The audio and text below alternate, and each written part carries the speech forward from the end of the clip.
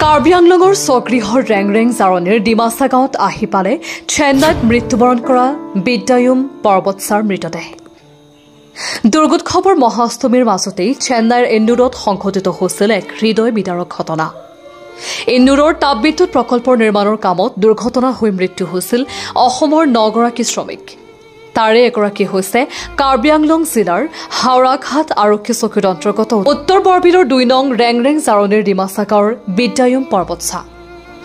শ্ৰমিক বিদ্যায়ুমৰ নশ্বৰ দেহ নিজ গৃহত উপস্থিত হোৱাৰ লগে লগে কান্দোনত ভাগি পৰে পৰিয়ালবৰ্গৰ লগতে ডিমাচা গাঁৱৰ ৰাইজে।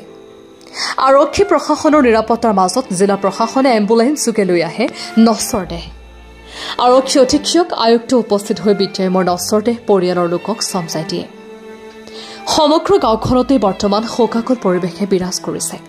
আমাৰ অসমৰ গুৱাহাটীৰ পৰা প্লেনত আনিছে, চেন্নাইৰ পৰা প্লেনত আনিছে আৰু গুৱাহাটীৰ পৰা আমাৰ ঘৰ লোকে আমাৰ চৰকাৰে ঘৰ লোকে চমজাই দিছে। আমাৰ DSP ছাৰ আহিছে আৰু মেজিষ্ট্ৰেট বাইদেউ আহিছে ইয়াতে, আৰু আমাৰ হাওৰাঘাটৰ আণ্ডাৰৰ কিবা SI ছাৰ আহি পেলাই আমাৰ ঘৰত গাৰ্জেনত চমজাই দিছে।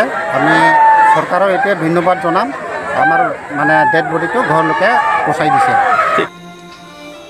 কাৰ্বি আংলঙৰ ফুলনিৰ পৰা বীৰেন গোৱালৰ ৰিপৰ্ট, সুহানা লাইভ।